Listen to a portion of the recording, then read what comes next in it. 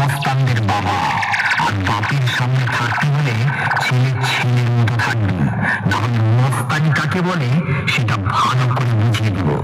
তুই দিনের ছেলে নয় আর এসেছিস আমার সাথে কম্পিটিশন করতে?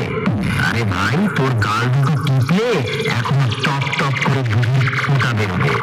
শুনে রাখ, বাপ বাপ হতা হ্যায়, বেটা বেটা হতা হ্যায়।